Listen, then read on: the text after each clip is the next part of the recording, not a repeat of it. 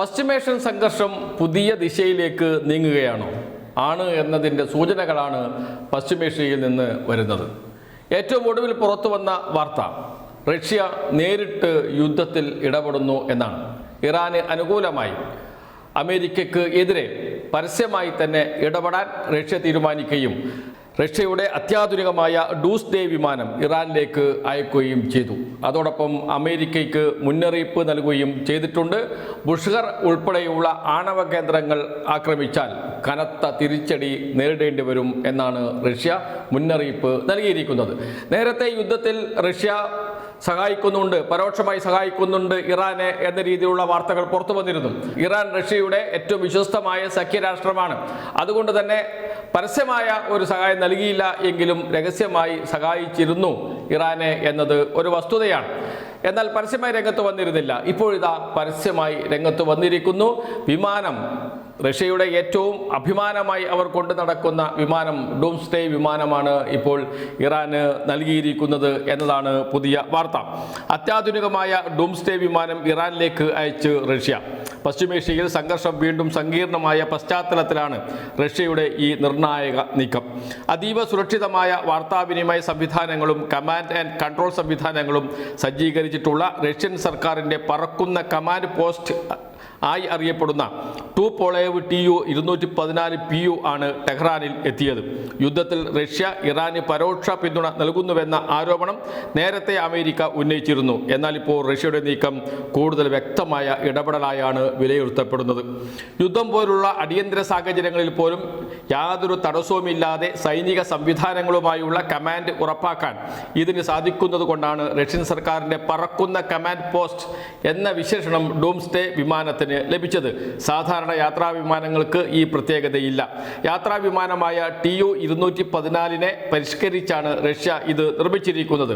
Encrypt ചെയ്ത ആശയവിനിമയ സംവിധാനങ്ങളും സുരക്ഷിത ഡാറ്റ ലിങ്കുകളുമാണ് ടുപോളേവിൻ്റെ ഏറ്റവും വലിയ പ്രത്യേകത. ശത്രുക്കളുടെ ഭീഷണികൾക്കിടയിലും ഭരണാധികാരികൾക്കും സൈനിക മേധാവികൾക്കും യുദ്ധതന്ത്രങ്ങൾ ഏകോപിപ്പിക്കാൻ ഈ വിമാനം മുതൽക്കൂട്ടാണ് എന്നാണ് ഇത് സംബന്ധിച്ച് വന്നിരിക്കുന്ന വാർത്ത. അത്യാധുനിക വിമാനം ഇറാന് നൽകിയിരിക്കുന്നു റഷ്യ എന്ന് ഇപ്പോൾ ലോകത്ത് വലിയ വാർത്തയായി മാറിയിട്ടുണ്ട്. എന്ന് വെച്ചാൽ റഷ്യ പരസ്യമായി ഇറാനോടൊപ്പം നിൽക്കുന്നു, അപ്പുറത്ത് അമേരിക്ക നിൽക്കുന്നു. അമേരിക്കയ്ക്ക് കനത്ത മുന്നറിയിപ്പ് നൽകുകയും ചെയ്തിട്ടുണ്ട് റഷ്യ.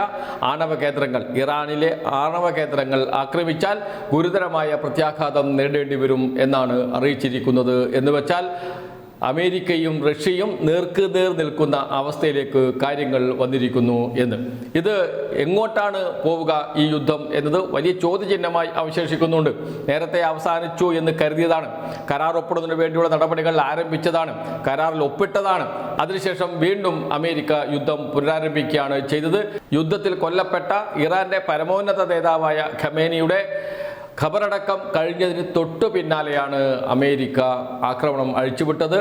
പ്രതികരണം എന്ന നിലയിൽ ഗൾഫിലെ അമേരിക്കൻ കേന്ദ്രങ്ങളിലേക്ക്, സൈനിക കേന്ദ്രങ്ങളിലേക്ക് ഇപ്പോൾ ആക്രമണം തുടങ്ങിയിരിക്കുന്നു ഇറാൻ എന്നതാണ് വാർത്ത. അതോടൊപ്പം തന്നെ ഹോർമിസ് കടലിടുക്കിലും സംഘർഷം രൂക്ഷമാകുന്നു. എന്ന് വെച്ചാൽ എണ്ണയുടെ വരവ് വീണ്ടും തടയുന്ന അവസ്ഥയിലേക്കാണ് കാര്യങ്ങൾ പോകുന്നത്. പ്രശ്നങ്ങൾ പരിഹരിച്ച് എണ്ണ, ഗ്യാസ് എന്നിവയുടെ സുഗമമായ പാത ഹോർമിസ് കടലിടുക്കിലൂടെ അത് തുറന്നു കൊടുക്കുകയും ചെയ്തിരുന്നു. എല്ലാം സമാധാനപരമായി തീർന്നു എന്ന് കരുതിയ ഇടത്ത് നിന്നാണ് വീണ്ടും സംഘർഷം ആരംഭിക്കുന്നത്. റഷ്യ ഒരു പക്ഷത്ത് ചേർന്നതോടുകൂടി ഈ യുദ്ധത്തിൻ്റെ ഗതി എന്താകും എന്ന ചോദ്യമാണ് ഉയരുന്നത്. മൂന്നാം ലോകമഹായുദ്ധത്തിലേക്കാണോ കാര്യങ്ങൾ പോകുന്നത് എന്ന ആശങ്കയും ലോകത്തിന് മുന്നിലുണ്ട്. രണ്ട് ചേരിയായി ലോകം തിരിയുമോ? അതല്ല റഷ്യയും ഇറാനും ചേർന്ന് അമേരിക്കയ്ക്കെതിരെ നടത്തുന്ന ഈ യുദ്ധത്തിൽ നാറ്റോ സഖ്യരാഷ്ട്രങ്ങളുടെ നിലപാട് എന്തായിരിക്കും തുടങ്ങിയ വലിയ പ്രശ്നങ്ങൾ ഒക്കെ നിൽക്കുന്നുണ്ട്. എന്തായാലും റഷ്യ ഇപ്പോൾ പരസ്യമായി തന്നെ ഇറാനോടൊപ്പം ചേർന്നിരിക്കുന്നു എന്നത് വലിയൊരു മാറ്റമാണ് പശ്ചിമേഷ്യൻ സംഘർഷത്തിൽ ഉണ്ടായിരിക്കുന്നത്. റഷ്യ ചേർന്നതോടുകൂടി സംഘർഷം അവസാനിപ്പിക്കാൻ തയ്യാറാകുമോ അമേരിക്ക? അതല്ല അവരുടെ ആക്രമണം കൂടുതൽ കടുത്തതാകുമോ എന്നതാണ് ഇനി അറിയാനുള്ളത്. എന്തായാലും സംഘർഷം അവസാനിക്കില്ല, നീണ്ടുപോകും എന്ന് തന്നെയാണ് പശ്ചിമേഷ്യയിൽ നിന്ന് വരുന്ന വാർത്തകൾ നമ്മോട് പറയുന്നത്. ഒരു കാര്യം ഉറപ്പിച്ചു പറയാം, പശ്ചിമേഷ്യ സംഘർഷം ഇങ്ങനെ തുടരുകയാണെങ്കിൽ അത് ഇന്ത്യക്ക് അടക്കം ലോകത്തിലെ എല്ലാ രാഷ്ട്രങ്ങൾക്കും വലിയ തിരിച്ചടിയായിരിക്കും. എണ്ണ ലഭിക്കാത്ത അവസ്ഥയിൽ ഇന്ത്യ വല്ലാതെ കഷ്ടപ്പെടേണ്ടി വരും. പെട്രോൾ ഉൽപ്പന്നങ്ങളുടെ വില വീണ്ടും ഉയരുന്ന അവസ്ഥയിലേക്ക് വരും. ഇതൊക്കെ അതിജീവിക്കാൻ ലോകരാഷ്ട്രങ്ങൾക്ക് കഴിയുമോ എന്ന ചോദ്യമാണ് ഉയരുന്നത്. അതിനിടെ മധ്യസ്ഥ ശ്രമങ്ങൾ നടക്കുന്നുണ്ട് പാകിസ്ഥാന്റെ ഭാഗത്തു നിന്ന്. പക്ഷേ അത് വിജയം കാണുമോ ഇനി റഷ്യ പരസ്യമായി രംഗത്ത് വന്ന സാഹചര്യത്തിൽ എന്ന വലിയ ചോദ്യം ലോകത്തിന് മുന്നിൽ ഉണ്ട്.